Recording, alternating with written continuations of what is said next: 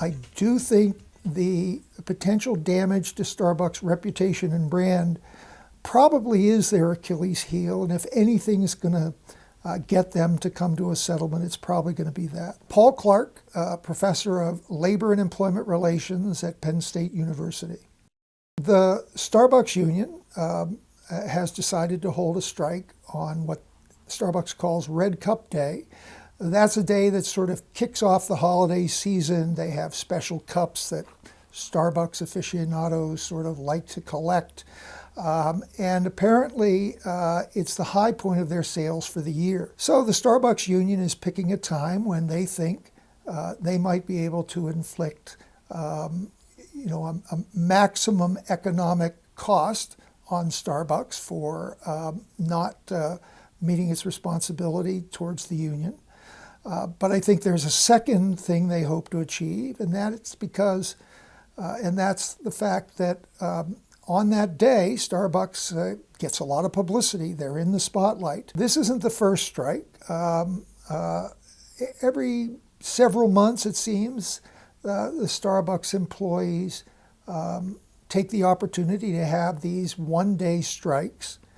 You know, in a normal situation, workers who don't have a contract after this period of time would just go out on strike and stay out on strike. The problem is, even though 650 stores is a pretty impressive number, Starbucks has something like 17,000 stores in the US. So if those stores went out on strike, Starbucks would just take the hit and force those workers to stay out as long as as long as they wanted to. I think the union realizes that they don't have the leverage to have a ongoing strike, so they pick this sort of a periodic strike to draw attention to the dispute. The Starbucks campaign has gained a lot of attention over the last 4 years. The first store organized in 2021 in Buffalo, New York. That was a big surprise to people who follow unions and union management relations. Starbucks, a huge company, you have to organize on a store-by-store basis, but they were successful. They organized one store, a couple more in Buffalo, a couple more in Rochester, New York, and then the campaign started to spread across the country. Today, they've organized 650 Starbucks stores, and that's really remarkable. It's hard to overstate what an achievement that is.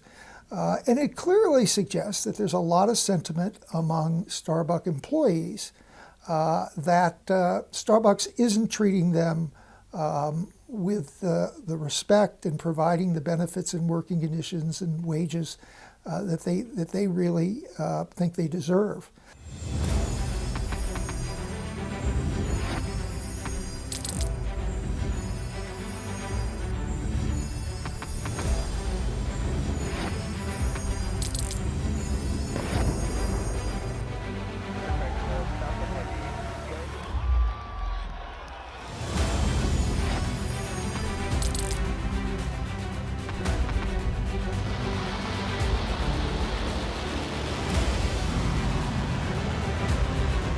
Been fighting so long and so hard that they don't know what the they're doing.